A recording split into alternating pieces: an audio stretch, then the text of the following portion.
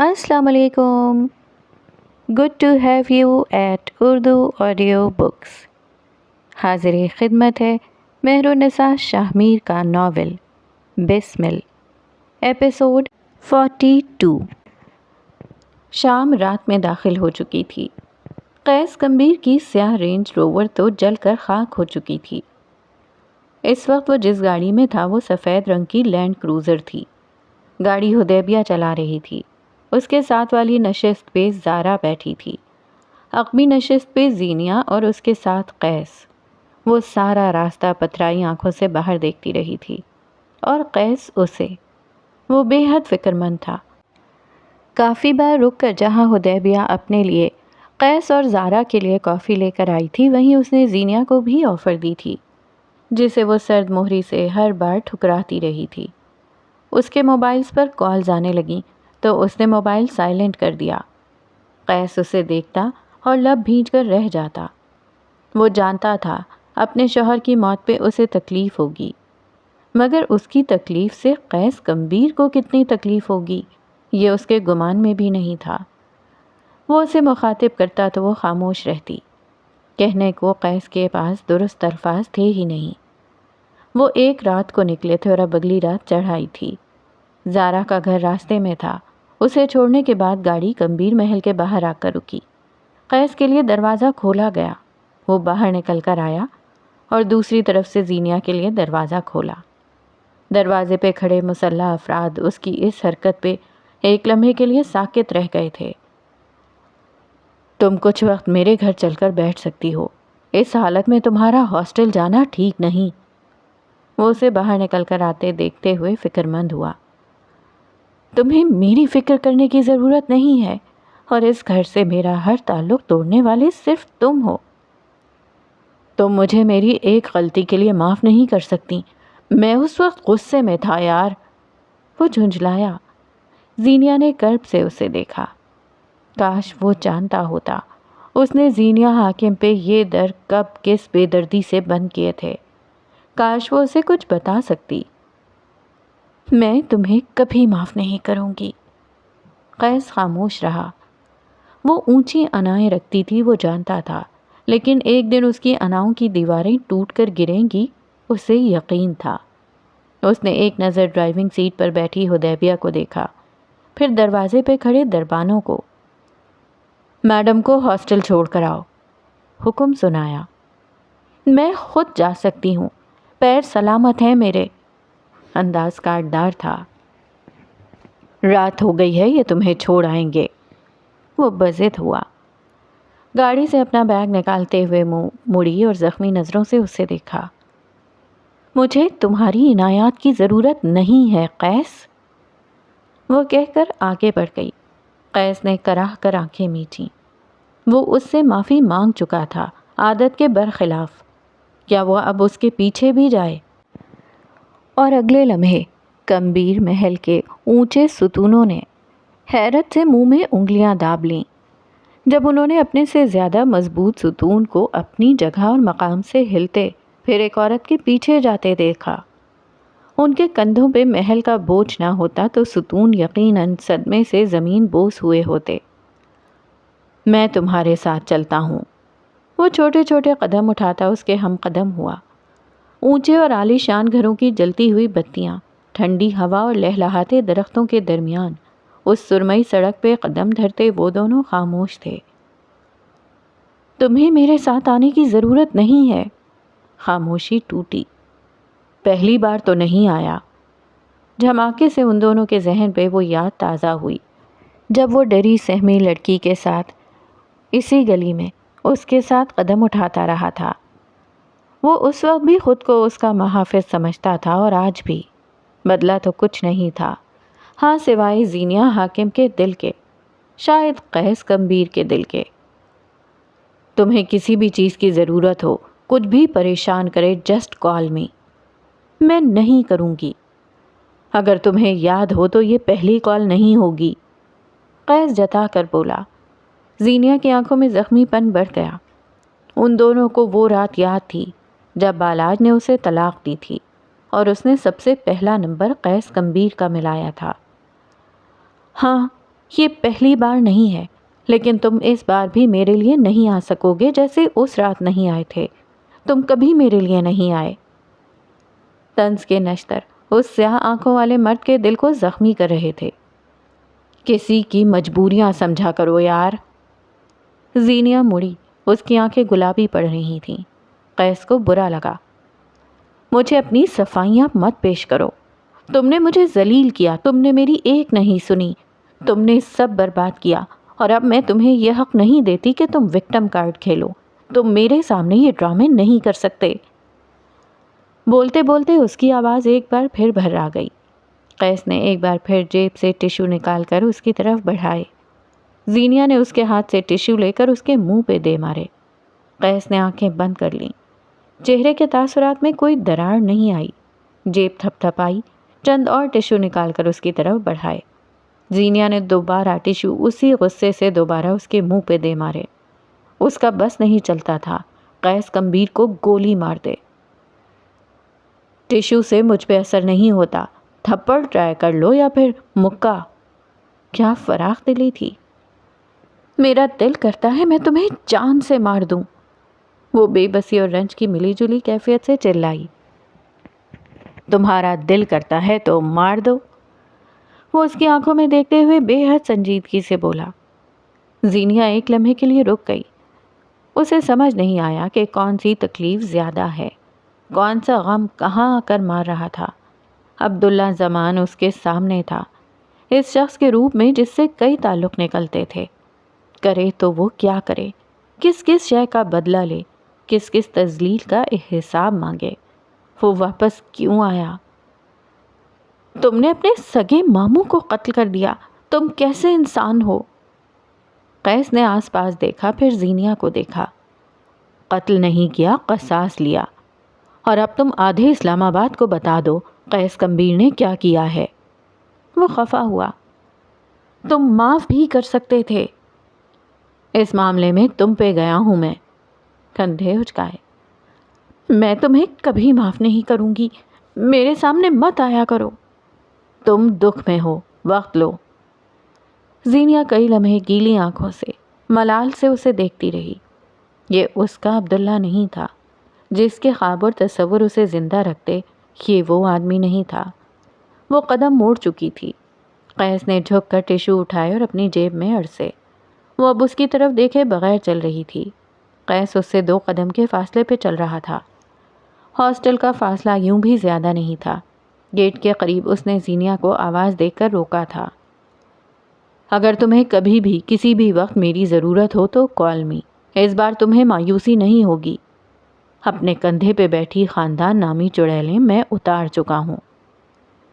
چوڑی تاریک گلی میں وہ اس کی طرف پشت کیے ہوئے تھی، بازو سینے پہ باندھے، گھونگھریالے بالوں والا مرد لہجے میں بس مخلصی لیے ہوئے تھا۔ تمہارے معاملے میں بہت کچھ ہو سکتا ہوں، لاپرواہ نہیں، انا پرست نہیں۔ مجھے یہ سب کیوں بتا رہے ہو؟ پتا نہیں، اس نے کندھے اچکائے۔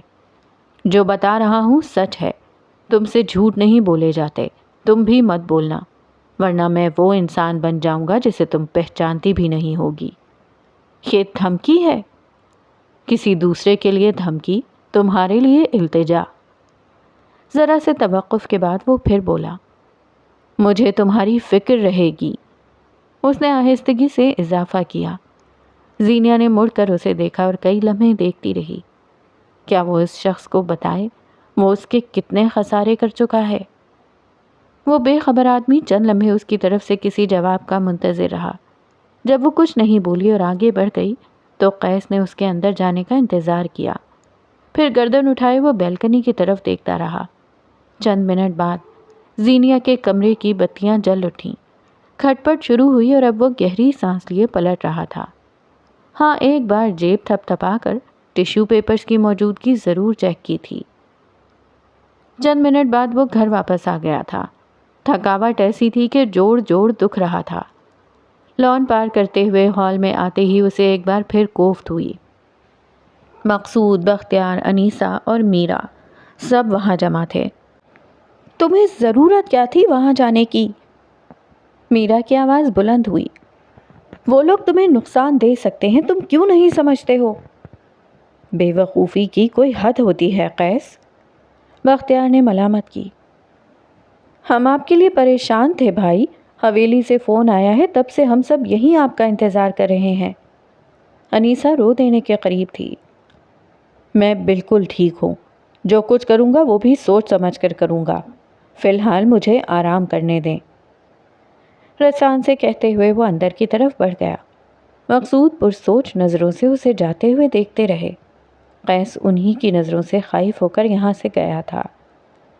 کمرے میں آ کر اس نے بلائنڈز ہٹا دیے۔ باہر سے بتیوں کی ہلکی روشنی آ رہی تھی۔ آج کل روشنی اچھی لگنے لگی تھی۔ واک ان کلازٹ کے اندر جاتے ہوئے اس کا لباس جتنا میلا اور مٹی مٹی تھا، واپسی پہ وہ اتنا ہی صاف لباس پہن کر باہر آیا۔ بیڈ پہ بیٹھتے ہوئے بے اختیار اس کا ہاتھ داہنی دراز تک گیا۔ اس کی نیند کی دوائیاں۔ پھر وہ رکا، ہاتھ واپس کھینچ لیا۔ ایک لمحے کے لیے اس کی آنکھوں کے آگے کوئی اور منظر چھا گیا۔ اس روز اسلام آباد بھیگ رہا تھا۔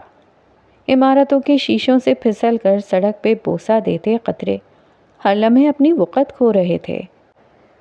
قیسم کی بالائی منزل پہ واقع قیس گمبھیر کے آفس کی طرف آؤ تو وہاں ایک سرد جنگ چھڑی تھی۔ تم مجھے تھراپی کے مشورے دے رہے ہو، حالانکہ ضرورت تمہیں ہے، وہ سرخ چہرہ لیے دبے دبے غصے سے بولی۔ ساتھ میز پہ رکھے پرنٹ آؤٹس اٹھائے۔ قیس جو اسے کسی کام کے غلط ہونے پہ سخت سست تو نہ رہا تھا، ٹھہر کر اجنبی نظروں سے اسے دیکھے گیا۔ تم مجھے اس رات کا تانا دے رہی ہو؟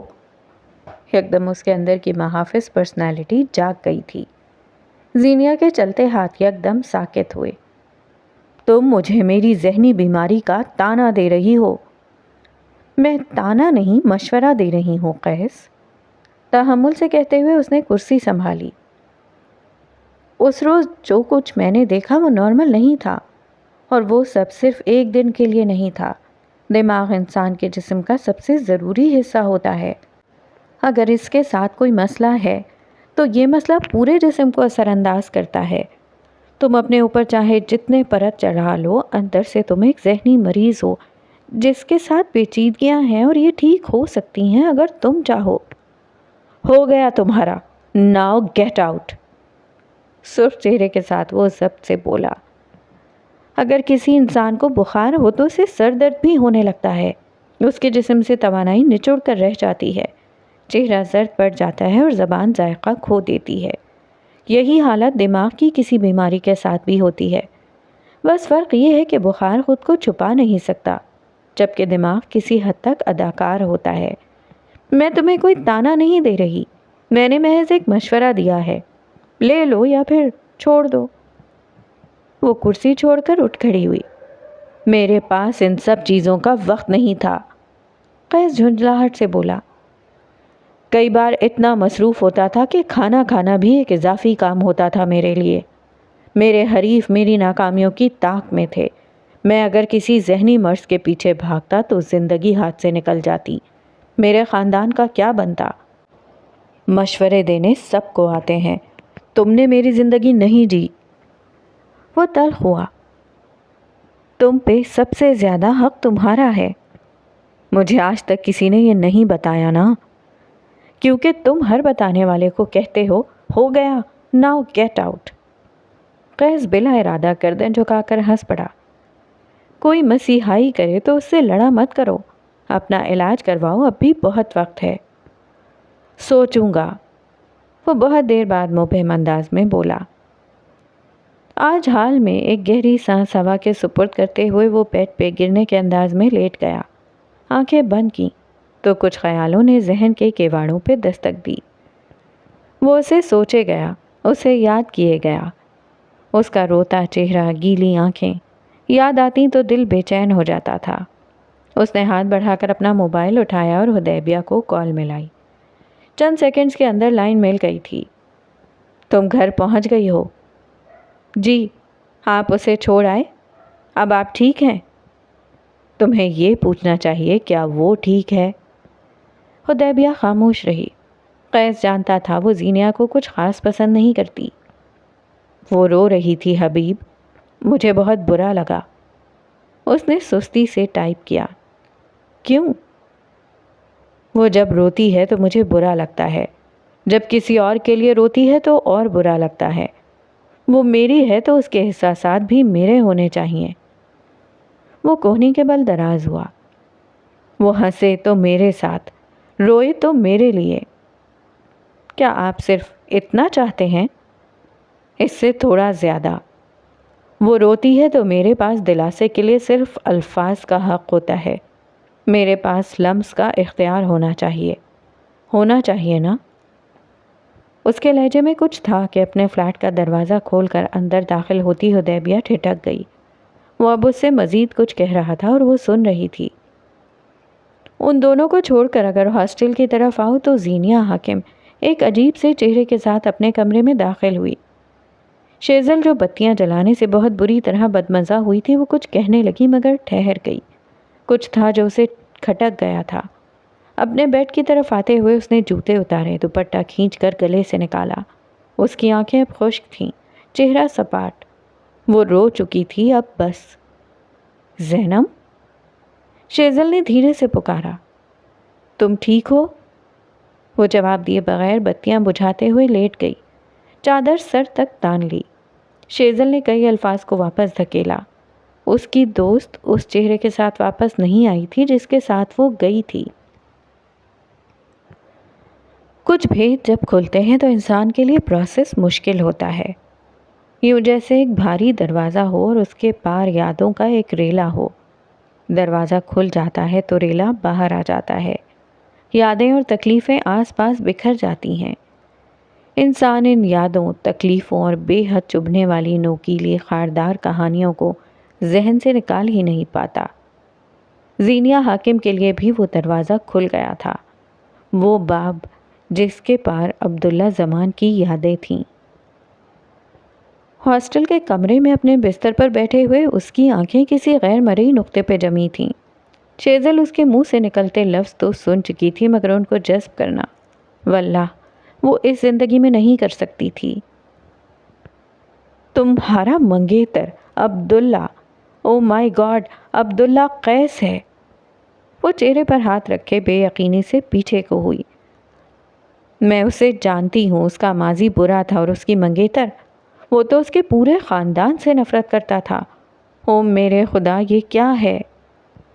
حیرت، تعجب، بے حد چھوٹے الفاظ تھے۔ اور بالاج، وہ کیسے مر گیا؟ اور اگر وہ مر گیا تو قیس کو کیسے علم ہوا؟ کیونکہ قیس نے اسے مارا ہے، زینیہ دھیرے سے بولی۔ آواز میں ایسا ملال تھا کہ حد نہیں۔ شیزل بھونچ کر رہ گئی۔ تمہیں کیسے پتا؟ اسے اپنی آواز کہیں دور سے آتی محسوس ہوئی۔ سماعتوں میں کوئی اور فقرہ گونج رہا تھا۔ شوہر مر بھی سکتے ہیں، یو نیور نو۔ کڑیاں ملاؤ شیزل، بالاج کی موت کی تاریخ وہی ہے جس رات قیس نے مجھے کچھ معذرتی ٹیکسٹ بھیجے تھے۔ اس تاریخ کو میرا ایک ایگزام تھا، اس لیے مجھے یاد ہے۔ اگلی صبح اس نے مجھ سے کچھ کہنا چاہا تھا اور براق نے اسے روک دیا تھا۔ مجھ سے معذرت کرتے وقت اس نے بالاج والا معاملہ ہی کیوں منتخب کیا اور اتنے مضبوط ثبوت کوئی کیسے لا سکتا ہے؟ مجھے نہیں پتا یہ قتل ہے یا حادثہ، لیکن یہ اسی نے کیا ہے۔ عبداللہ یہ کر سکتا ہے، وہ سپاٹ انداز میں کہہ رہی تھی۔ شیزل کے دل میں یکدم خطرے کے الارم بجنے لگے۔ اس کا دل سکڑ کر پھیلا تھا، وہ لب کاٹنے لگی تھی۔ تمہیں کیا لگتا ہے اس نے ایسا کیوں کیا ہوگا؟ زینیہ نے عجیب سے چہرے کے ساتھ گردن نفی میں ہلائی۔ مجھے نہیں پتا، مجھے کچھ نہیں پتا۔ میں دنیا کی سب سے بے وقوف عورت ہوں۔ وہ اتنا عرصہ میرے قریب رہا، وہ اتنا عرصہ میری آنکھوں کے عین سامنے تھا اور میں اسے نہیں سمجھ پائی۔ میں عبداللہ کو کیسے نہیں پہچان سکی؟ شیزل نے اس کے ہاتھ پہ ہاتھ رکھا۔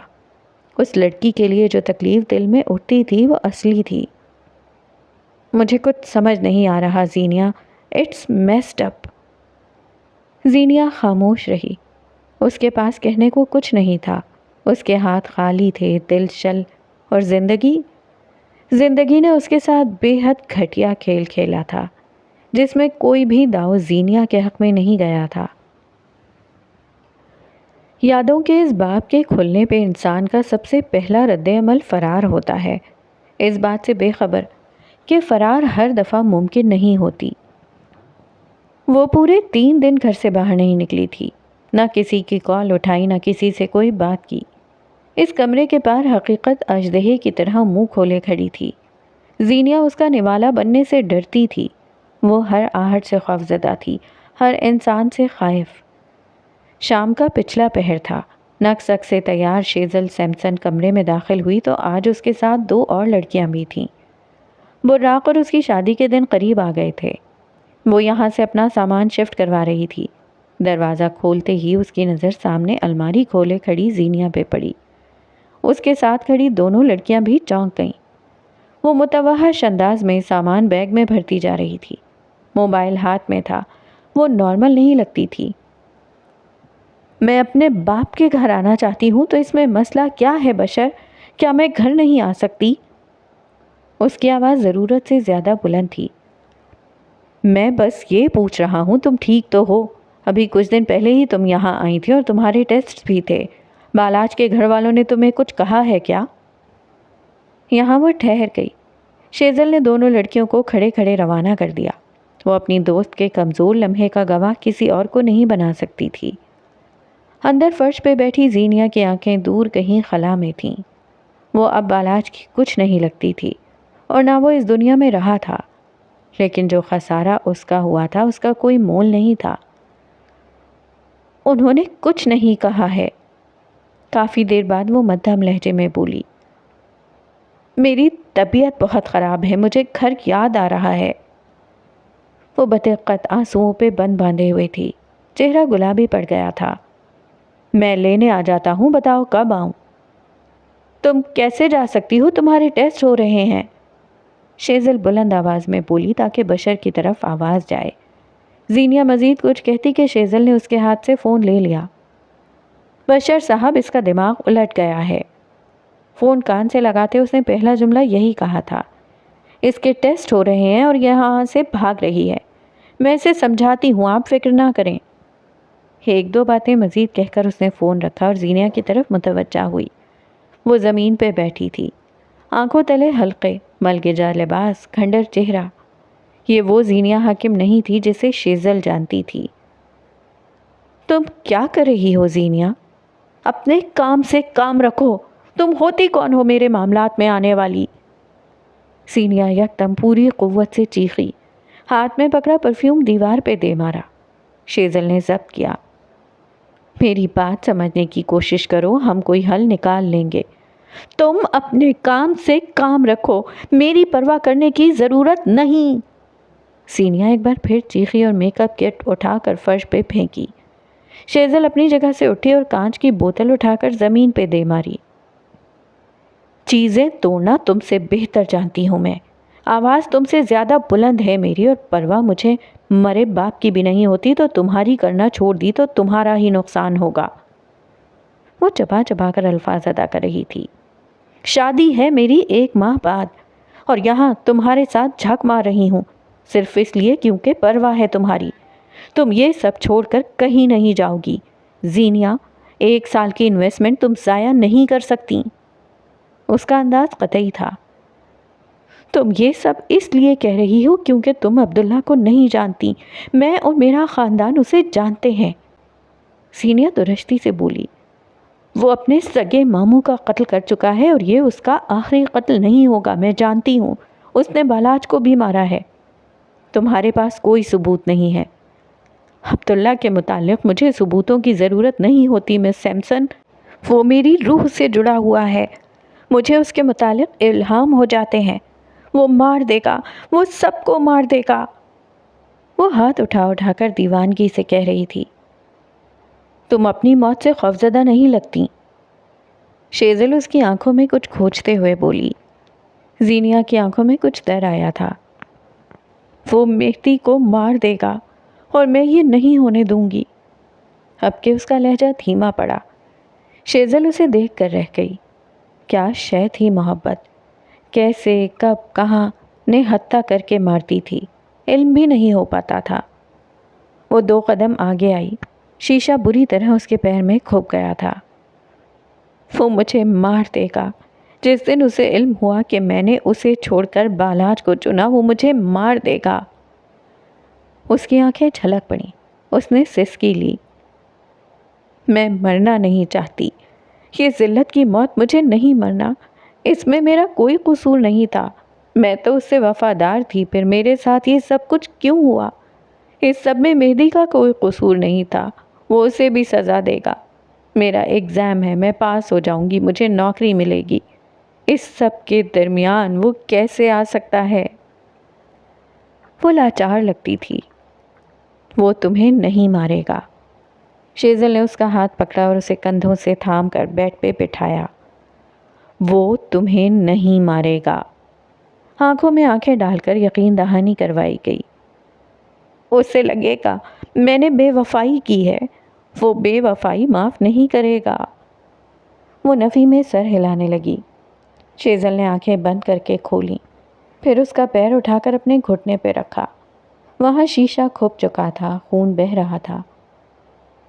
अगर तुम आम औरत होती तो वो वाकई माफ़ ना करता। उसने शीशा 2 उंगलियों के दरमियान पकड़ा।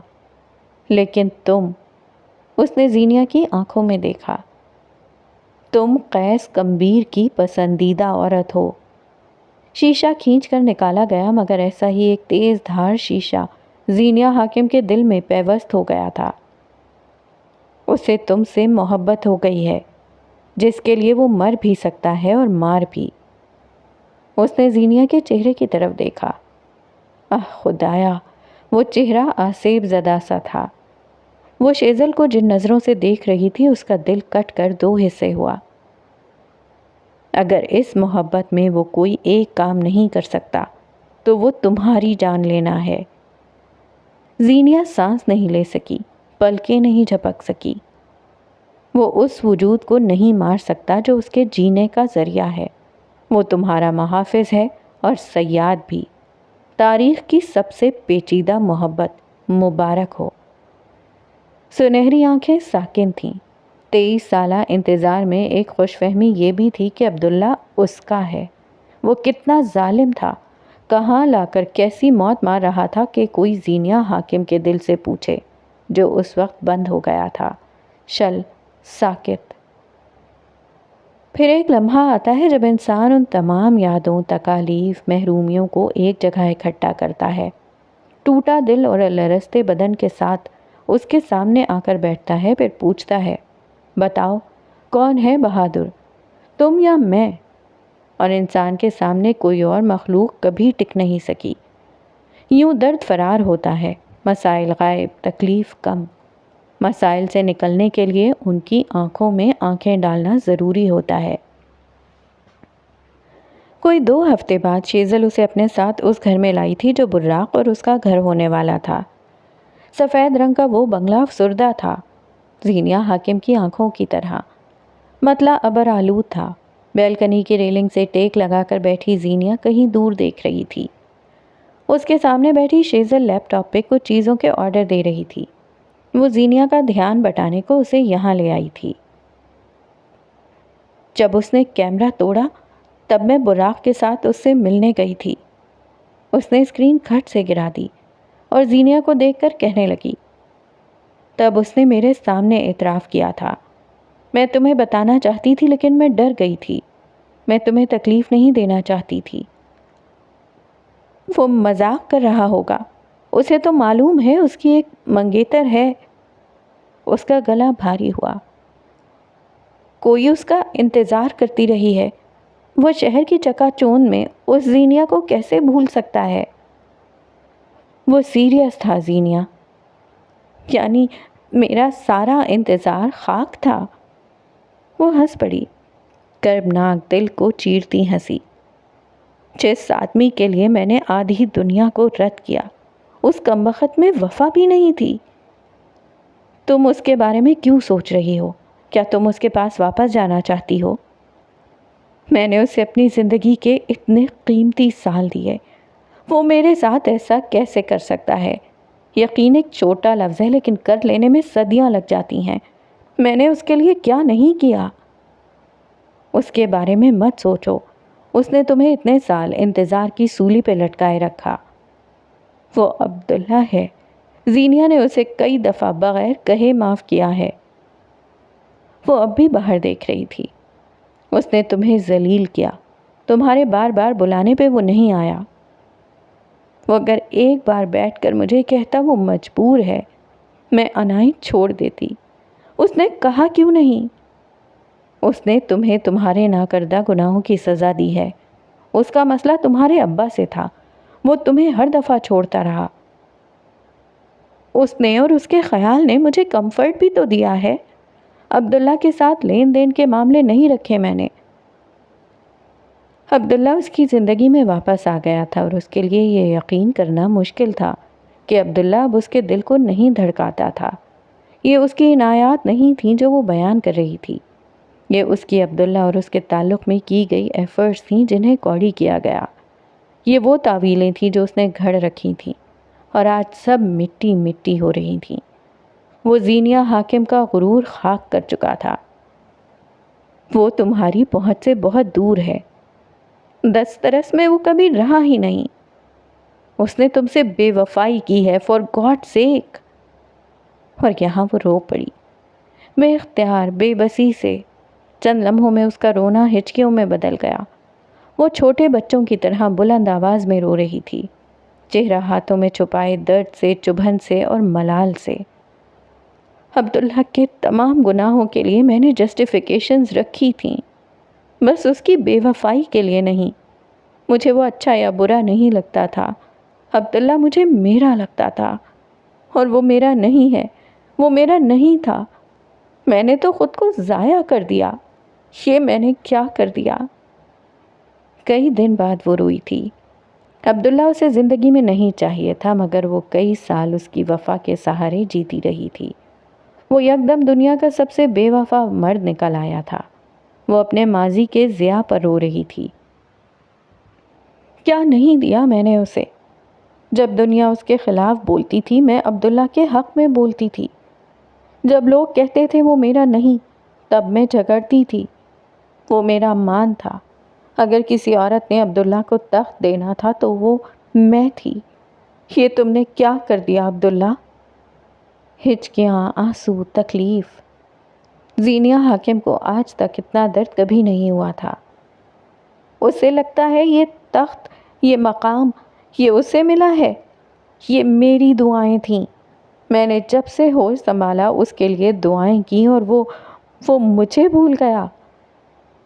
کافی دیر وہ بلند آواز میں روتی رہی، بولتی رہی اور پھر روتی رہی، پھر خود ہی چپ ہو کر گرل سے ٹیک لگائی اور آنکھیں موند لیں۔ چہرے پہ آنسوؤں کے نشان جم گئے تھے۔ دل کے نشانوں کا قصہ پھر سہی۔ کیا تم اسے دوبارہ معاف کرنا چاہتی ہو؟ وہ وہی عبداللہ ہے زینیا۔ وہ خاموش رہی، چپ، بالکل چپ۔ اگر تم اس کے پاس واپس جانا چاہو تو راستے نکل سکتے ہیں۔ میں نہیں جاؤں گی۔ انداز دو ٹوک تھا۔ عبداللہ ایک لمبا عرصہ پہلے میرے سامنے اپنی وقت کھو چکا تھا، لیکن اب اس سے مل کر اس کی طرف کی کہانی سننے کی چاہ بھی نہیں رہی۔ اسے ملامت نہیں کرنی، بے وفاؤں سے کوئی گلہ نہیں ہوتا۔ اسے معاف نہ کرنے کی کوئی وجہ، وہ بس جاننا چاہتی تھی۔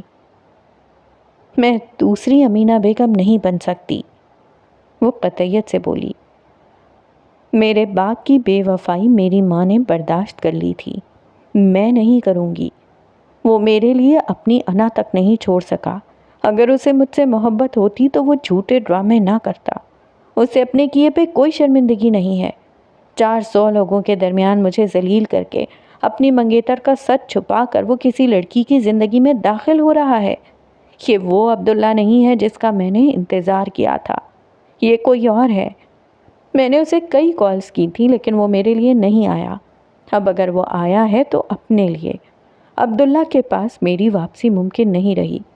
ابا کی بے وفائی نے اماں اور ابا دونوں کو ڈیمیج کیا اور انہوں نے ہمیں۔ دنیا میں اب مزید کسی زینیا حاکم کی گنجائش نہیں۔ اور مہدی، اس کے بارے میں کیا سوچا ہے تم نے؟ اس ذکر پہ وہ ایک لمحے کے لیے ٹھہر گئی۔ آنکھوں کی پتلیاں ایک نقطے پہ ساکن ہوئیں۔ دل کا حزن نئے سرے سے تازہ ہوا۔ कई पल वो कुछ कह ही ना सकी। उसने मुझसे कहा था कि अगर भाई और जीनिया हाकिम में से किसी को चुनना पड़े तो वो भाई को चुनेगा। मैं उसे चुनाव का मौका दिए बगैर उससे अलग होना चाहती हूँ। नॉट अगेन यार, शेजल झुंझलाई। उसका यहाँ कोई कसूर नहीं है।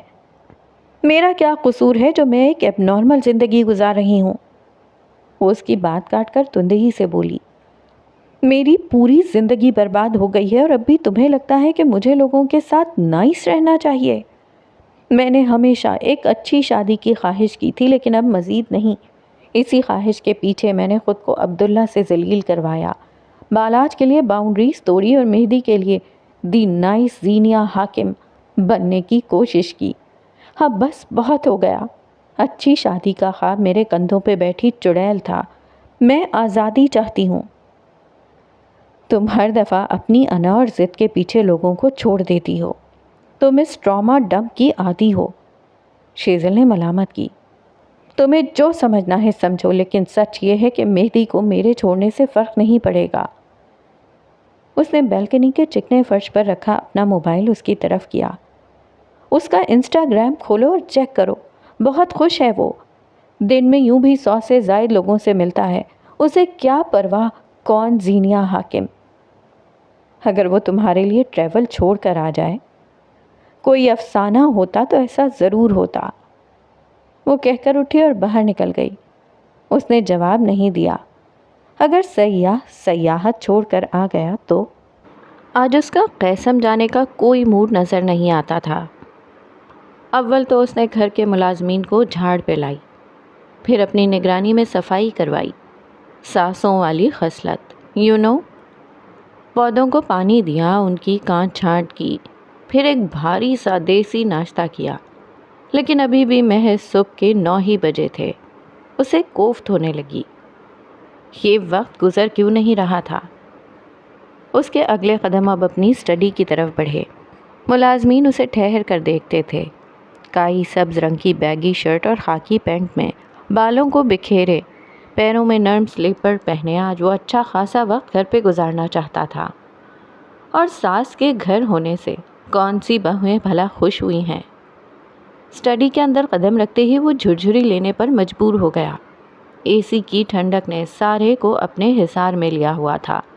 उसने स्विच बोर्ड पे हाथ मारकर बत्तियां जलाईं तो उसे एक और झटका लगा। मीरा सोफे पे आड़ी तिरछी लेटी हुई थी। मोबाइल उसके हाथ से छूटकर नर्म रग पर गिरा हुआ था। कैस आगे आया।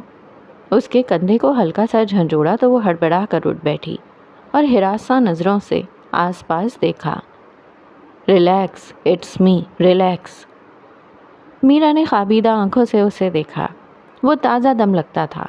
उसके चेहरे पर फिक्र का कोई शायबा तक नहीं था, गोया कुछ रोज़ कबल कुछ हुआ ही नहीं था। जाओ फ्रेश होकर आओ, फिर हम कॉफ़ी पियेंगे। वो उससे नज़रें मिलाए बगैर आसपास बिखरी किताबें समेट रहा था। मुहिब तुम्हें कॉल्स करता है, तुमने बताया नहीं? उसे काफ़ी देर तक अपनी जगह से ना उठते देख वो धीरे से बोला, अगर तुम मुझसे बात करना चाहती थी तो मुझे बता देती। वो किताबें उठाई सीधा हुआ। शिकायती नज़रों से मीरा को देखा। तुम्हें मुझसे चीज़ें छुपानी नहीं चाहिए थीं। तुम्हें कैसे पता चला? उसकी आवाज़ बैठी हुई थी। तुम्हारे मुतालिक मुझे इल्हाम हो जाते हैं मीरा। वो ईज़ल से बात करना चाहता था। मैं ईज़ल के साथ यहाँ आई थी। मैं काफ़ी देर उसकी कॉल का इंतज़ार करती रही, फिर मेरी आँख लग गई। ईज़ल यहीं थी, वो कहाँ चली गई? उसने बिला वजह लंबी वजाहत दी। ईज़ल तुम्हारी बेटी है, लेकिन अपने मामू पे गई है। किसी को उससे बात करनी होगी तो इंतज़ार नहीं करवाएगा, वो जानती है। मैं फ्रेश होकर आऊँ, फिर बात करेंगे। वो अब भी उसे देखे बगैर उसकी बात काट कर बोला। मीरा सुस्त रवि से अपनी जगह से उठी, बालों को ढीले जूड़े में बांधा और बाहर निकल गई। कोई 15 मिनट बाद वो धुले धुलाई चेहरे और ढीले लिबास में वापस आई थी। तब तक कैस आधी किताबें रैक से उतार चुका था और अब फर्श पे ढेरों किताबों का ढेर जमा हो गया था। छोटी शीशे की मेज़ पे नाश्ता रखा था جیسا وہ خود کر کے آیا تھا، بالکل ویسا دیسی ناشتہ۔ مجھے یقین نہیں آتا کہ میں تمہاری صاف ستھری اسٹڈی میں بیٹھ کر ناشتہ کروں گی اور تمہیں ہارٹ اٹیک نہیں آئے گا۔ کبھی کبھی میں اپنے بائیں کندھے والے فرشتے کو ذرا سکون دینا چاہتا ہوں، اسی لیے ایسی عنایات کرتا رہتا ہوں۔ وہ کتابوں کو کپڑے سے صاف کر رہا تھا۔ تمہاری فرشتوں سے ایسی عقیدت دیکھ کر میری آنکھیں بھر آئیں۔ میرا مسکرا کر کہتے ہوئے میز کے گرد فرش پر بیٹھ گئی۔ قیس بغیر کچھ کہے کتابیں صاف کرتا رہا۔ وہ ناشتہ کرتی رہی، قیس اس سے ہلکی پھلکی باتیں کرتا رہا۔ جب وہ سیر ہو کر کھا چکی تب قیس نے پہلا سوال داغا، تم محب سے ڈرتی کیوں ہو؟ وہ چند لمحے خاموش رہی، پھر آہستگی سے کہا، ڈر مختلف قسم کے ہوتے ہیں۔ وہ بات کرنے کو تیار تھی۔ تمہارا ڈر کس نوعیت کا ہے؟ اس کے ہاتھ میں اب سرخ رنگ کے سرورق والی کتاب تھی، ایک مشہور جرمن لکھاری کی کتاب کا پہلا ایڈیشن۔ ذلت کا ڈر۔ جب میں اس کا فون نہیں اٹھاتی تب وہ ایزل کو اپروچ کرتا ہے، اور اگر کر لے تو اس کو میرے حوالے سے بھڑکاتا ہے، مجھے گالیاں دیتا ہے۔ اور وہ کہتے کہتے رکی، اپنی انگلیوں پہ چکنائی دیکھی، اور اس نے کتاب کے اندر نیلی روشنائی سے لکھے نوٹ کو پڑھا۔ بے اختیار کوئی پرانا دوست یاد آ گیا، اور وہ اسے کہتا ہے کہ میں ایک گھٹیا عورت ہوں جو اپنے سابقہ عاشق کے پاس رہنے کے لیے گئی ہوں، کیونکہ میرا دل میرے شوہر سے بھر گیا ہے۔ قیس کی مسکراہٹ لمحے بھر میں غائب ہوئی۔ وہ کتاب ہاتھ میں لیے ساکت رہ گیا۔ جب دو لوگ الگ ہوتے ہیں تو تعلق سے عزت اور شرم بھی الگ ہو جاتی ہے۔ محب میری بیٹی کو مجھ سے بدظن کر رہا ہے، مجھے اس سے ذلت کا ڈر لگتا ہے۔ تمہیں مجھے بتانا چاہیے تھا میرا، میں کیا تمہارے لیے اتنا ناقابل اعتبار ہوں؟ تم مصروف تھے قیس، کوئی تمہاری زندگی میں آ گیا ہے، میں تم پہ بوجھ نہیں بننا چاہتی تھی۔ قیس نے کتاب نیچے رکھ دی اور پوری طرح میرا کی طرف متوجہ ہوا۔ میں مصروف نہیں، ڈسٹرب تھا، مجھ سے معاملات نہیں سنبھالے جا رہے۔ معاملات یا محبت؟ گھٹنے سینے سے لگائے، ٹھوڑی ان پر ٹکائے، دلچسپی سے پوچھا گیا۔ قیس نے بے بسی سے شانے اچکائے۔ باخدا، میں نے ایسی ڈھیٹ عورت آج تک نہیں دیکھی۔ اتنی بار معافی مانگ چکا ہوں لیکن وہ ٹس سے مس نہیں ہوتی۔ کہتے ہیں مشورہ اس سے لینا چاہیے جو کسی کام میں بہت کامیاب رہا ہو یا پھر بالکل ناکام۔ تم تو دونوں کیٹیگریز میں نہیں آتی۔ تم خود کون سا ریلیشن شپ میں ہو؟ سچویشن شپ کے بارے میں تو بتا ہی سکتی ہوں۔ وہ خفا ہوئی۔ اسی پل ملازم ٹرے میں 2 بھاپ اڑاتے مگ لیے اندر آیا۔ قیس کے سامنے چائے اور کافی میرا کے آگے رکھی۔ وہ پلٹ گیا تو میرا نے تعجب سے قیس کو دیکھا۔ تم چائے کب سے پینے لگے ہو؟ تمہیں تو زہر لگتی تھی، اب اچھی لگتی ہے، کیونکہ اسے اچھی لگتی ہے، وہ ترکی بترکی بولی۔ قیس مبہم سا مسکرایا، کہا کچھ نہیں، جس سے محبت کرو اس کے لیے وہ عادت نہ اپناؤ جو اسے پسند ہوں، بلکہ وہ عادتیں ختم کرو جو اسے ناپسند ہوں۔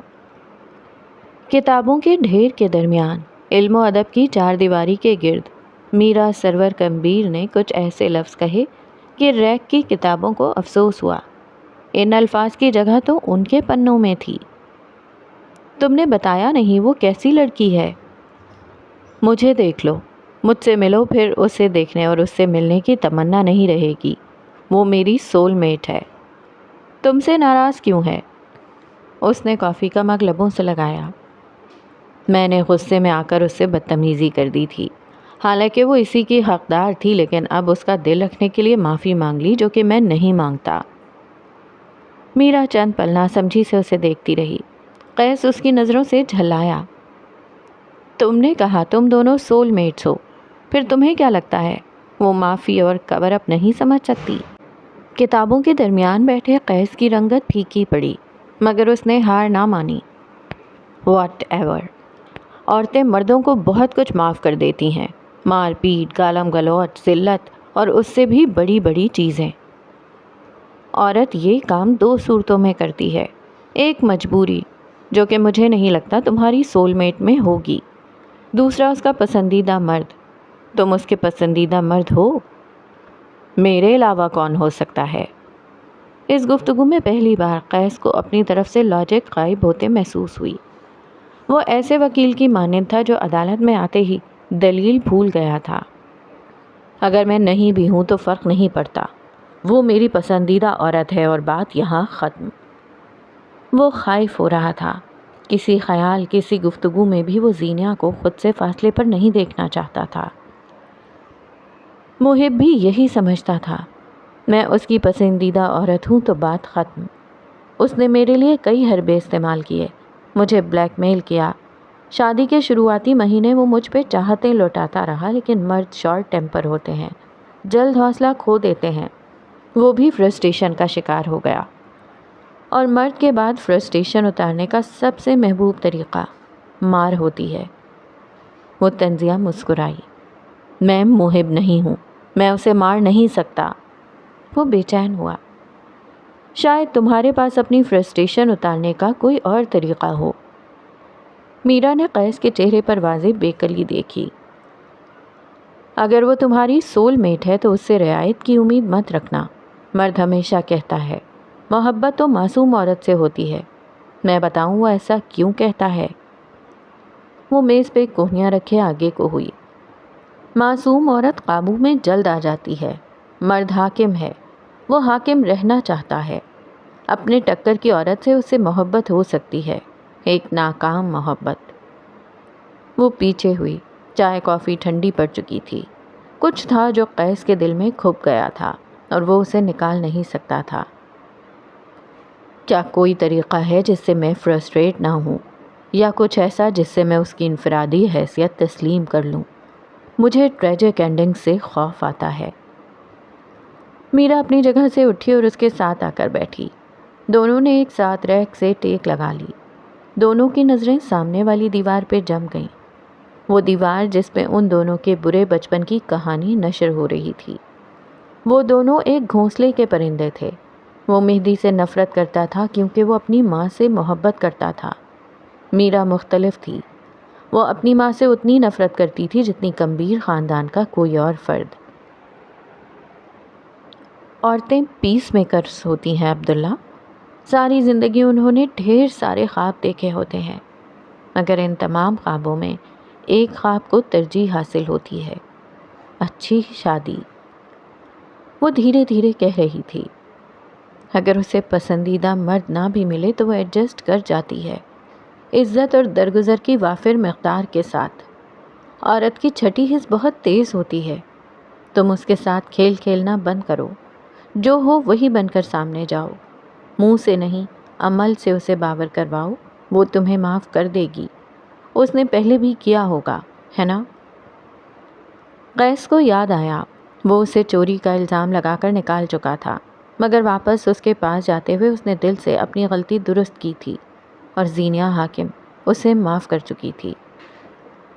اسے ٹریگر کرنا چھوڑ دو، ورنہ اپنی عزت اس کے دل میں کھو دو گے، اور جس مرد کی عورت عزت نہیں کرتی وہ اس کے ساتھ نہیں رہتی۔ قیس نے خاموشی سے ریک کی ٹیک چھوڑی۔ اس کمرے میں اس نے دنیا کے نامور لکھاریوں کی کتابیں جمع کی تھیں۔ اسے ان کتابوں میں لکھے اقتباسات ازبر تھے۔ پھر ایک زینیا حاکم، وہ ایک عورت کیا شے تھی جسے وہ خود سے نہیں سمجھ سکا۔ میرا بھی سیدھی ہو بیٹھی اور ایک کپڑا اٹھا کر اس کے ساتھ کتابیں صاف کروانے لگی۔ وہ خاموشی سے کتابیں صاف کرتے ہوئے کئی بار انہیں کھول کر دیکھ لیتا تھا۔ کوئی نوٹ، کوئی تاریخ، کوئی انسان، اسے بہت کچھ یاد آ جاتا۔ یوں ہی ایک کتاب کے اوراق پلٹتے، ایک ہائی لائٹڈ سطر پر وہ تھم گیا۔ وہاں بے حد صاف واضح لکھا تھا، شاہ لطیف کہتے ہیں عورت عشق کی استاد ہے۔ وہ کئی لمحے اس سطر کو دیکھتا رہا، کبھی میرا کو، کبھی سطر کو۔ فجر کو قضا ہوئے کئی ساعتیں بیت چکی تھیں۔ رات بھر بارش برستی رہی تھی۔ اکتوبر نومبر میں اسلام آباد یوں ہی آسمان کے آنسوؤں سے بھیگا رہتا ہے۔ گلی میں اسٹریٹ پولز کی مدھم روشنی تھی، درخت دھل کر صاف ہو چکے تھے۔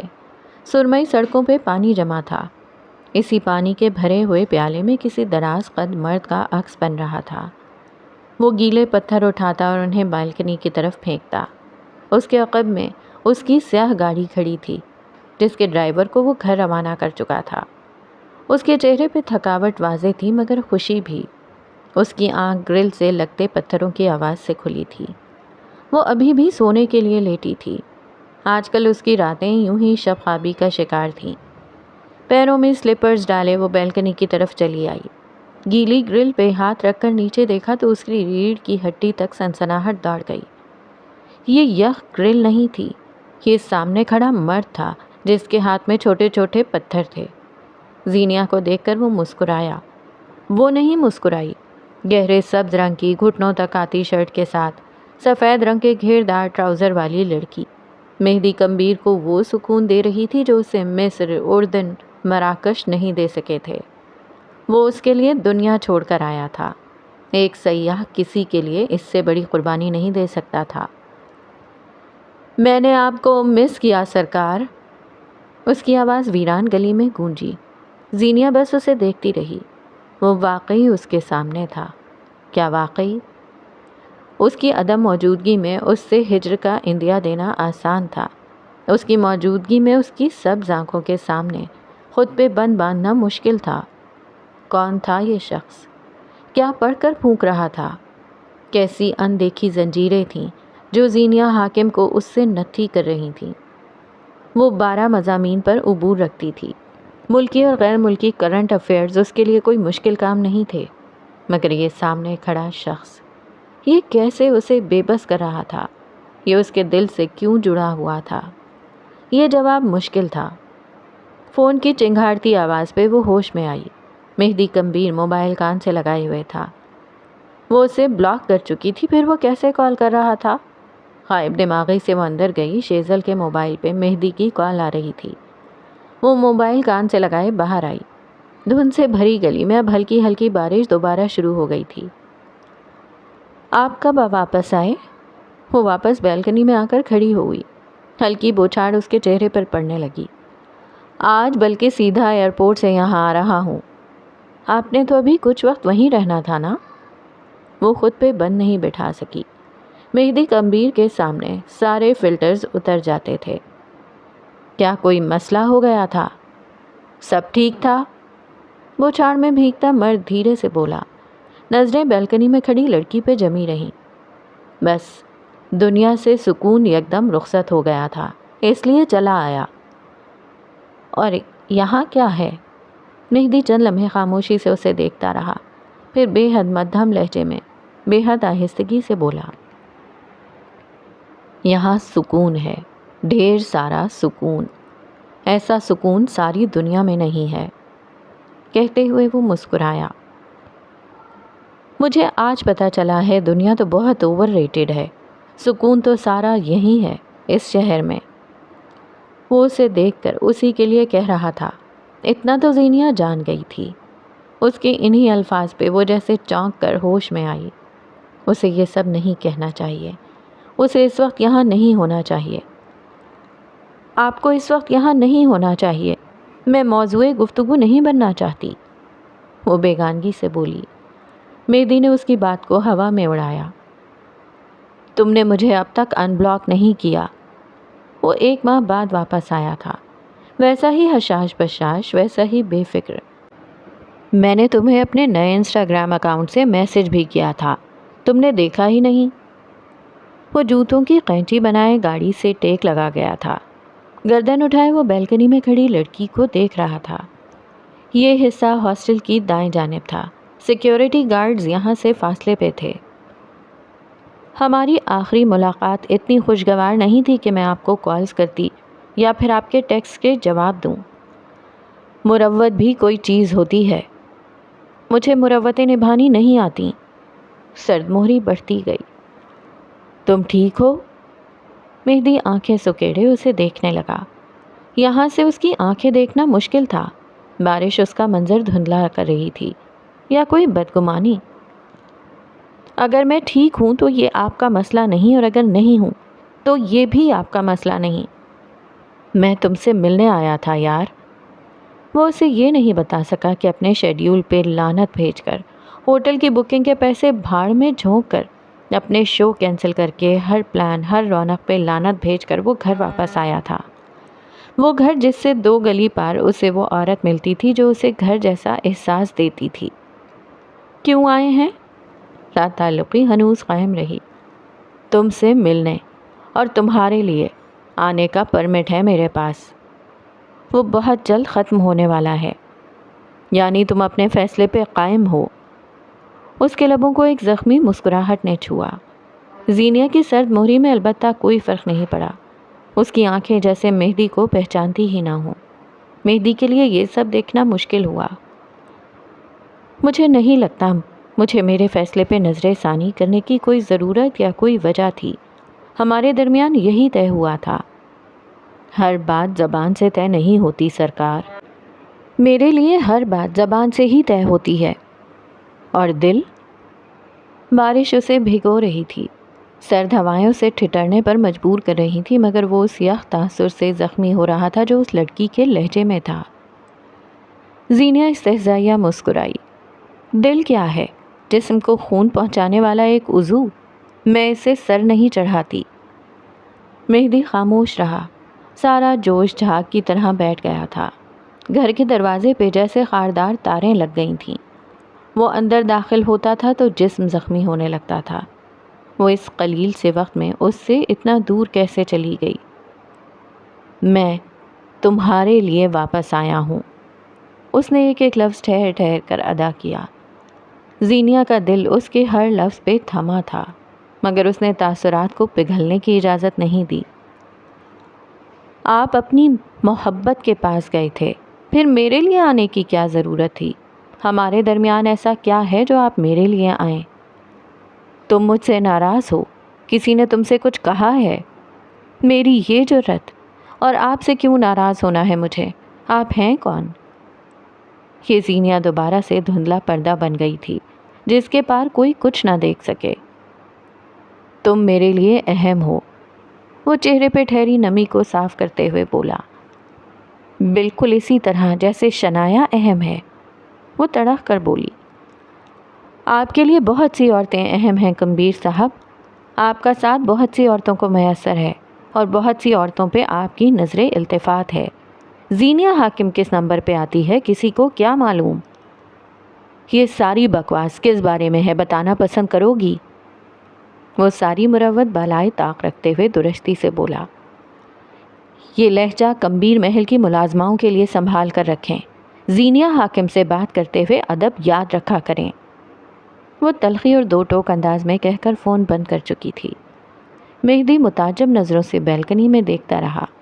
وہ اس ٹھنڈی گرل سے ہاتھ ہٹاتے ہوئے اندر کی جانب بڑھ گئی تھی، یوں جیسے وہ مہدی کی زندگی سے بھی رخصت ہوئی ہو۔ مہدی اپنی جگہ کھڑے کھڑے ساکت ہوا۔ یہ وہ زینیا نہیں تھی جسے وہ چھوڑ کر گیا تھا۔ یہ وہ زینیا بھی نہیں تھی جس کے لیے وہ واپس آیا تھا۔ یہ وہ زینیا نہیں تھی جسے وہ جانتا تھا۔ اجنبیت کی ایک دیوار ان دونوں کے درمیان حائل ہو چکی تھی۔ سیاح جس کے لیے کشتی جلا کر آیا تھا، وہ اس کے قدموں سے زمین کھینچ چکی تھی۔ ان دونوں کے درمیان کچھ آ گیا تھا، شاید بدبختی۔ کچھ چیزیں انسان کے بس میں نہیں ہوتی۔ کچھ معاملات اس کے ہاتھ سے یوں نکل جاتے ہیں جیسے ہاتھ سے ریت۔ قیسم کی عمارت میں زینیا حاکم کا پہلا قدم ایسا ہی تھا، بے بس اور لاچار۔ قیسم سے کیا وہ معاہدہ اسے پاتال سے کھینچ کر یہاں لاتا تھا۔ آج یہاں آتے ہوئے اس نے کئی بار سوچا تھا، اگر عبداللہ سے اس کا کوئی کاغذی معاہدہ ہوتا تو زینیا بھی اسے گریبان سے پکڑ کر گوادر لے آتی۔ مگر یہ لایا جانا بھی بھلا آنا ہوا۔ ایسے آنے پہ خوش آمدید نہیں، ماتم ہوتے ہیں۔ اپنے اسٹوڈیو میں بیٹھے ہوئے وہ پچھلے ماہ کھینچی گئی تصاویر کو بددلی سے ایڈٹ کر رہی تھی۔ اسٹوڈیو خالی تھا، باقی سب اپنا کام وقت سے پہلے جمع کروا چکے تھے، اور وہ اس وقت اس خالی اسٹوڈیو میں کام کرنے پر مجبور تھی۔ گہرے نیلے رنگ کی سلک شرٹ جس کے بین گلے پر سفید موتی لگے تھے، اور ہم رنگ دوپٹہ سر پہ جمائے، گھنے لمبے بالوں کو بیچ کی مانگ نکال کر مضبوط چٹیا میں گوندھے، وہ 1 سال قبل والی زینیا حاکم لگ رہی تھی۔ اپنے کام میں مگن، ساری دنیا سے بیزار اور اکھڑ۔ مان اس کی نظر راہداری کی طرف اٹھی اور پھر پلٹنا بھول گئی۔ نیوی بلو 3 پیس میں ملبوس، موبائل کان سے لگائے، وہ ہنستے ہوئے کسی سے کچھ کہہ رہا تھا۔ سامنے سے کچھ کہا تھا اور اس نے قیس کمبیر کو اب مزید دل کھول کر ہنستے ہوئے دیکھا۔ شیشے کی ریلنگ کے ساتھ کھڑا وہ خوش دلی سے سامنے والے کی بات سن رہا تھا۔ وہ بس اچھا دکھتا تھا، لیکن وہ یقین سے کہہ سکتی تھی کہ جو عورت بھی قیس کمبیر کو دیکھتی ہوگی انہیں وہ صرف اچھا نہیں لگا ہوگا، اس میں کوئی کشش تھی کہ وہ اپنے دیکھنے والی نظر کو خود سے باندھ دے۔ یہ وہ آدمی تھا جسے دیکھنے کی چاہ زینیا نے کئی برس کی تھی۔ اسے لگا تھا وہ واپس آ جائے گا تو وہ ایک بار پھر اس کے سحر میں لپیٹ لی جائے گی، مگر اسے حیرت ہوئی، بے تحاشا حیرت، جب عبداللہ کا اثر اس کے دل سے ختم ہوا۔ ہاں وہ اسے دیکھ رہی تھی مگر نگاہوں میں اشتیاق نہیں تھا۔ وہ ہنس رہا تھا اور اس کی ہنسی زینیا کے دل پہ اثر چھوڑنے میں ناکام رہی۔ اس کا چہرہ، اس کے نقوش، وہ قد کاٹ اسے حفظ کرنا تھا مگر نہیں ہوا۔ ذہن کے پردوں پہ کوئی اور شخص رقم ہو چکا تھا۔ وہ وہیں راہداری میں کھڑا تھا جب بیزار چہرے والا مہدی بھی اس کے سامنے آ کر اٹھ ٹھہرا۔ اس نے قیس کو کال ختم کرنے کا اشارہ کیا۔ عام چہرہ، معمولی سی ذہانت، اس میں کچھ بھی ایسا نہیں تھا کہ لڑکی قیس کمبیر کے سامنے اسے دیکھتی، مگر زینیا دیکھ رہی تھی، اور جن نظروں سے دیکھ رہی تھی وہ نظر محبت کی تھی۔ محبت اگر زاویے بدلتی تھی تو سنہری آنکھوں کے زاویے بدل چکے تھے۔ مہدی اب اسے دنیا کا سب سے پرکشش مرد لگتا تھا۔ عبداللہ ایک سراب تھا جس کے پیچھے وہ لمبا عرصہ بھاگتی رہی، اور مہدی کمبیر وہ حقیقت تھا جسے ہاتھ بڑھا کر چھونے سے ڈر لگتا تھا۔ مہدی ہی وہ خواب تھا جس کے لیے اس نے کسی جادوئی چھڑی کی خواہش کی تھی۔ اس کی نظروں کی تپش سے مہدی نے گردن پھیر کر دیکھا۔ شیشے کے پار وہ اسے تک رہی تھی۔ چہرے پر کئی ملمے چڑھا رکھے تھے مگر مہدی ان پردوں کے پار دیکھ سکتا تھا۔ 1 سال قبل گوادر کے تہ خانے میں بھی اور آج سال بعد قیسم کے شاہانہ آفس میں بھی۔ تکون کے تیسرے سرے کی نظر بھی بے اختیار اسی طرف اٹھی۔ اسے وہ عورت نظر آئی جس کا ہونا ہی نعمت تھا۔ وہ اسی طرف دیکھ رہی تھی۔ قیس یہ تصور بھی نہیں کرنا چاہتا تھا کہ وہ اس کے علاوہ کسی کو دیکھ سکتی ہے، اور وہ کسی مہدی کمبیر ہوگا۔ کہانیوں کو کئی بار وقت سے پہلے سچائی بتا دینی چاہیے۔ اس نے موبائل کان سے اتارا اور ایک نظر مہدی کو دیکھا۔ میں شام کو گھر آ کر بات کرتا ہوں۔ یہ ویڈیوز ہر طرف وائرل ہو رہی ہیں اور تم مجھ سے شام میں بات کرو گے۔ مہدی دبا دبا غرایا۔ ویڈیوز تمہاری ہیں، مسئلہ تمہارا ہے، میں تمہارے باپ کا نوکر نہیں جو تمہارا ہر مسئلہ فکس کرتا رہوں۔ وہ جواباً سرد مہری سے بولا، پھر ایک بھی نگاہ غلط اس پہ ڈالے بغیر وہ ایک دھڑلے سے اسٹوڈیو کی طرف بڑھ گیا۔ مہدی اسے جاتے ہوئے دیکھتا رہا۔ نظریں زینیا سے ملیں تو وہ بے رخی سے نگاہیں موڑ گئی۔ مہدی کے لیے یہ بے رخی نئی نہیں تھی، مگر آج دل بہت بری طرح دکھا تھا۔ قیس اس کے قریب اسٹول کھینچ کر بیٹھ رہا تھا۔ مہدی نے اپنے سارے جسم میں تناؤ سا محسوس کیا۔ وہ اس کا لیپ ٹاپ کھٹ سے بند کر رہا تھا۔ مہدی کے ہاتھ کی مٹھیاں بھیج گئیں۔ وہ اس سے کچھ کہہ رہا تھا۔ باہر کھڑے اس مرد کے بے اختیار جی میں آیا کہ اس کی زبان کھینچ لے۔ زینیا نے جواباً کچھ کہا اور اس سے زیادہ برداشت وہ نہیں کر سکا تھا۔ اپنی کیفیات وہ خود بھی سمجھنے سے قاصر تھا۔ لمبے لمبے ڈگ بھرتا وہ چلا گیا تھا۔ اندر شیشے کے اس اسٹوڈیو میں وقت کی سوئیاں چند لمحے پیچھے کرو تو قیس اسٹول کھینچ کر زینیا کے دائیں طرف بیٹھا تھا۔ ویلکم، وہ جواب دیے بغیر لیپ ٹاپ پہ ٹائپ کرتی رہی۔ اس کے کلون کی خوشبو، اس کا وجود، زینیا کے دل میں اشتعال ابھرنے لگا۔ اپنے گھر والوں کو بتایا تم نے؟ وہ اب بھی کچھ نہیں بولی۔ تم ٹھیک ہو؟ وہ اب کے فکر مندی سے بولا، جواب ندارد۔ قیس نے کھٹ سے لیپ ٹاپ کی اسکرین گرا دی۔ مجھے اگنور ہونا نہیں پسند، وہ ناگواری سے بولا۔ آپ میرے ذاتی معاملات میں دخل دے رہے ہیں اور مجھے یہ سب بالکل پسند نہیں، اور آپ کی اطلاع کے لیے عرض ہے کہ میں آپ کے حکم کے غلام نہیں ہوں۔ وہ بازو سینے پہ باندھے تندہی سے بولی، ہم دونوں کے درمیان کچھ ذاتی بھی ہے، بالکل ہے، اور بہت کچھ ہے، بلکہ ہمارے درمیان ایسا کیا مختلف ہے؟ میں صرف قیسم کی ایک فوٹوگرافر ہوں، تم میری سول میٹ ہو۔ وہ ایک پل کے لیے بھی اس کے چہرے سے نگاہیں نہیں ہٹا سکا۔ یہ خوش فہمی آپ کو ہے، مجھے نہیں۔ زینیا نے گردن پھیر کر اسے دیکھا۔ وہ سیاہ آنکھیں اس کے چہرے پہ ہی جمائے ہوئے تھا۔ تم HR گئی تھی یہ شکایت کرنے کہ اس آفس کے مردوں سے تمہیں مسائل ہیں، تمہیں کس سے مسئلہ ہے؟ زینیا عجیب انداز میں مسکرائی، اندر تک جیسے آگ بھر گئی ہو۔ تمہاری ٹیم بھی تمہارے جیسی ہے، حالانکہ میں نے انہیں صاف صاف یہ بتایا کہ مجھے قیس کمبیر کے ارد گرد رہنے سے مسئلہ ہے، انہوں نے تمہارا نام نہیں لیا۔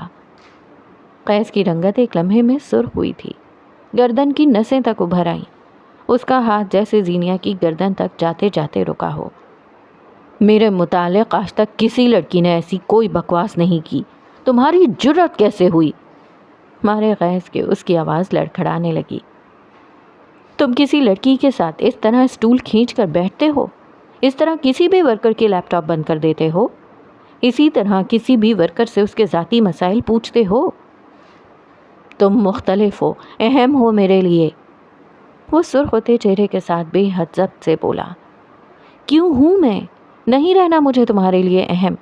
جو کچھ تم نے میرے ساتھ کیا ہے اس کے بعد مجھے تمہاری شکل سے بھی نفرت ہے۔ تم نے مجھے سارے جہاں میں ذلیل کیا۔ وہ اپنی جگہ سے اٹھ کھڑی ہوئی۔ عبداللہ نہیں آئے گا، زینی اس کا انتظار ترک کر دو۔ جب مجھے تمہاری سب سے زیادہ ضرورت تھی، جب مجھے لگا سب ٹھیک ہو جائے گا، تب تم نے مجھے سب کے سامنے رسوا کیا۔ وہ تمہارے باپ کو فون کر کے منع کر چکا ہے، وہ صرف اور صرف تمہیں اذیت دینا چاہتا ہے۔ وہ تم سے تمہارے باپ کا انتقام لے رہا ہے۔ میں نے تمہارے علاوہ کبھی کسی سے امید نہیں لگائی، تم نے مجھے ساری زندگی کے لیے مسخ کر دیا۔ میں نے تمہارے علاوہ کسی کے لیے اپنی انا نہیں ہاری، تم نے مجھے بے عزت کیا، تم نے ہر بار میرے ساتھ یہی کیا۔ وہ بلند آواز میں کہتے ہوئے رکی۔ پھر میں تمہارے بغیر رہنا سیکھ گئی، تم سے امیدیں ختم کر دیں، تم سے توقعات خاک کر دیں، اور اب تم آئے ہو۔ تم اب کیوں آئے ہو؟ وہ تھک کر دوبارہ اسٹول پر بیٹھ گئی، چہرے پہ رندھا ہوا تحسر قائم تھا۔ قیس سپاٹ چہرے کے ساتھ اسے دیکھتا رہا۔ یعنی اس تعلق میں اس حد تک آگے جانے والا وہ اکیلا نہیں تھا۔ بس ہو گیا، اگر مزید گالیاں دینے کا یا پھر مجھے ذلیل کرنے کا موڈ ہے تو میرے آفس چلتے ہیں، وہاں ایک فائدہ ہے، آواز باہر نہیں جائے گی۔ وہ تلخ ہوا۔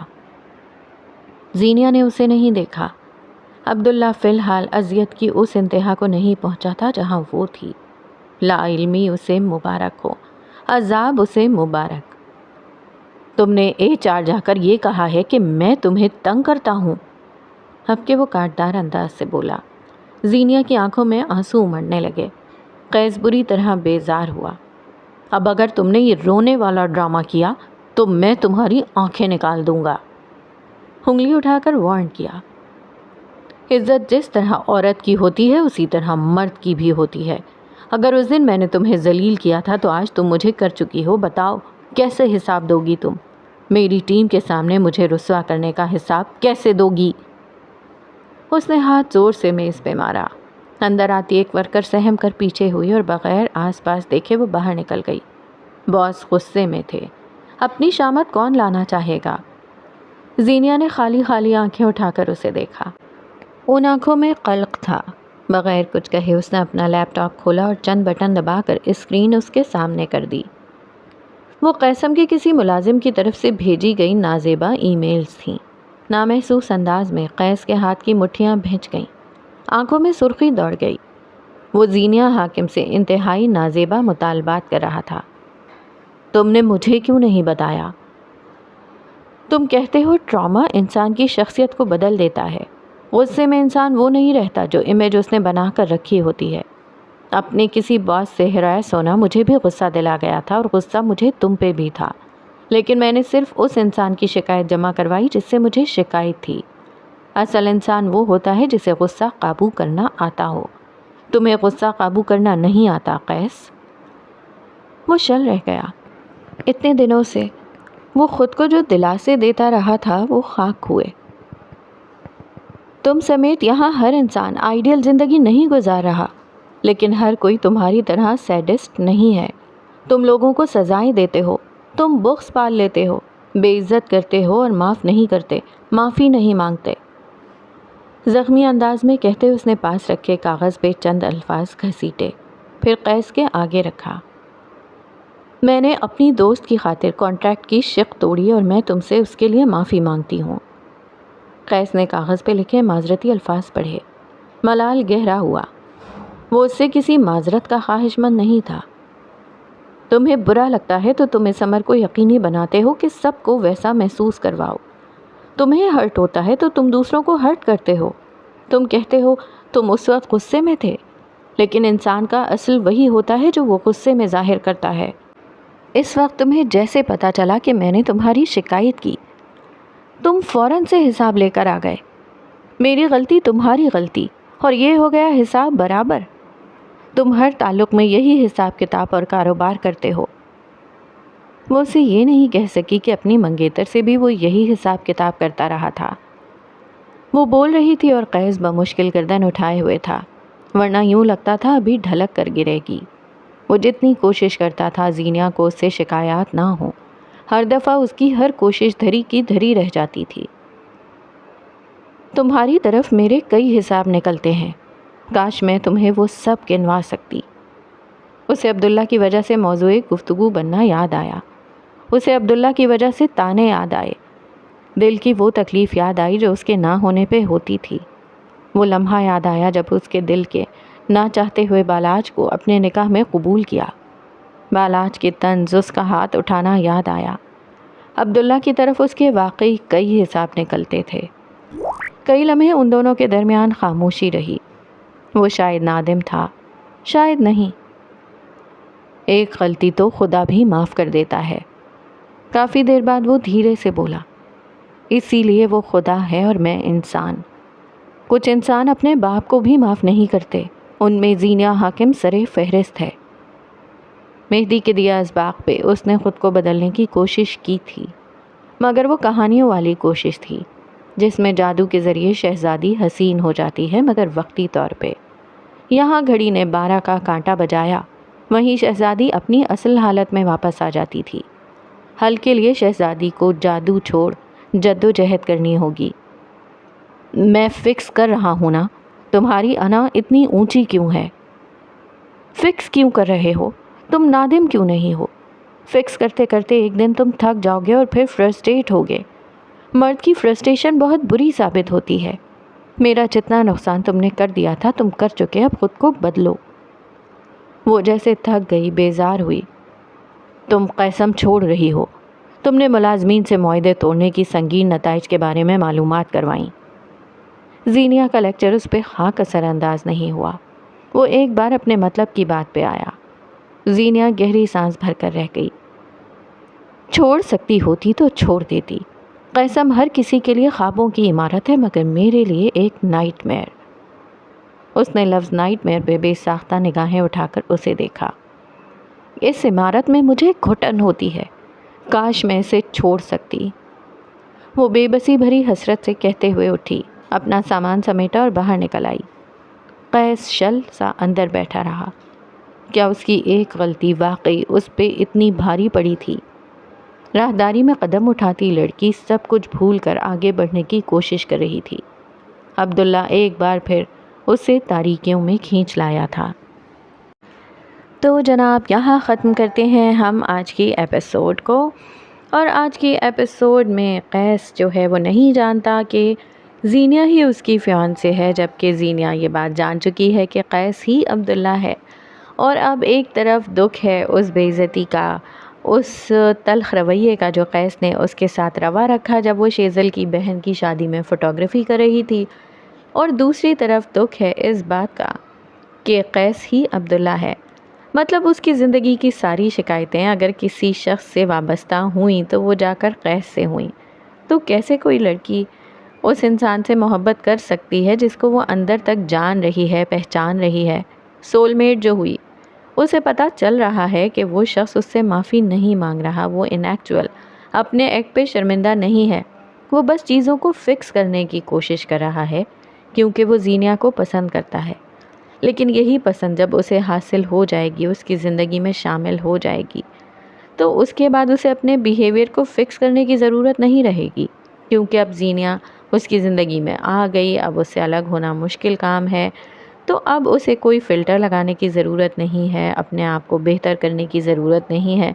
پھر جیسے کہ میرا نے کہا کہ اپنی فرسٹریشن اتارنے کا سب سے آسان طریقہ اور سب سے آسان جو ٹارگٹ ہے وہ ہے بیوی، تو اس کے اوپر فرسٹریشن اتارے، کیونکہ وہ آدمی جو ایک عورت کی عزت نہیں کر رہا، جو ریسپیکٹ کرنا جانتا نہیں، جو اپنی غلطیوں کو ایڈمٹ نہیں کرتا، جو اپنی غلطی پہ معافی مانگنا نہیں چاہتا، وہ ابھی بھی صرف مینیپولیشن کر رہا ہے۔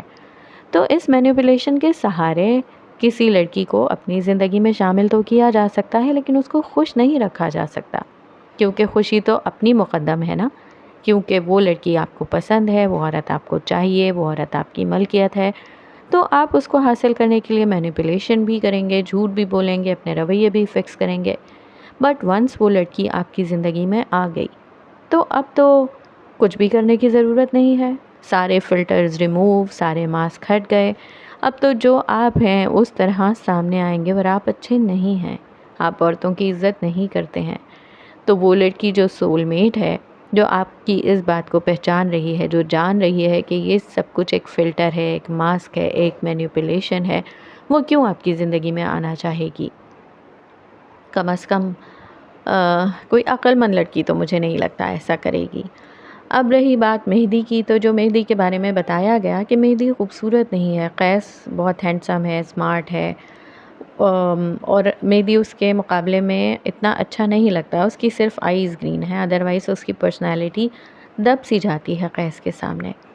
تب بھی جب وہ دونوں ساتھ کھڑے ہیں تو زینیا کو مہدی پسند آ رہا ہے، مہدی اسے اٹریکٹ کر رہا ہے۔ کیوں؟ کیونکہ مہدی جو ہے وہ ریسپیکٹ کرتا ہے، وہ عورتوں کو عزت دیتا ہے، وہ اپنی مرضی نہیں ٹھونستا، وہ باؤنڈری کی ریسپیکٹ کرتا ہے، وہ نا کو سمجھتا ہے۔ تو اس سے وہ بھائی حضرات جو ہمارا ناول سنتے ہیں، جو پڑھتے ہیں، وہ بھی اس چیز کو سیکھیں کہ گڈ لکس جو ہے وہ سب کچھ نہیں ہوتے جس سے آپ ایک لڑکی کو اٹریکٹ کر سکتے ہیں، یا اپنی بیوی کو، اپنی بہن کو، اپنی ماں کو خوش رکھ سکتے ہیں۔ کسی بھی عورت کو، کسی بھی رشتے کو خوش رکھنے کے لیے، اس کو سیٹسفائیڈ رکھنے کے لیے رسپیکٹ از دا کی۔ پہلی چیز اور آخری چیز رسپیکٹ ہے، باقی سب کچھ بیچ میں تبدیل ہو جاتا ہے۔ محبت گھروں کو نہیں بناتی، رسپیکٹ گھروں کو بناتی بھی ہے اور جوڑے بھی رکھتی ہے۔ محبت ایک ایڈیشنل چیز ہے جو کہ اگر ہو تو وہ جو جڑا ہوا اور خوبصورت رشتہ ہے وہ اور مزید خوبصورت ہو جاتا ہے، لیکن محبت جوڑنے کا کام نہیں کرتی، محبت صرف خوبصورت بنانے کا کام کرتی ہے۔ جوڑنے کے لیے رسپیکٹ ہونا اور الٹیمیٹ رسپیکٹ ہونا، ڈفرینسز کو کمیونیکیٹ کر کے، بات کر کے حل کرنا، اور ڈفرینس آف اوپینین کو رسپیکٹ کرنا، کسی کی رائے کو، باؤنڈری کو، نا کو، ان سب چیزوں کو رسپیکٹ کرنا بے انتہا ضروری ہے۔ تو جناب امید ہے کہ آپ سب اس بات کو سمجھتے ہوں گے، اپنے رشتوں کو جوڑنے کے لیے رسپیکٹ کو یوز کریں اور ان کو خوبصورت بنانے کے لیے محبت کو یوز کریں۔ اللہ حافظ۔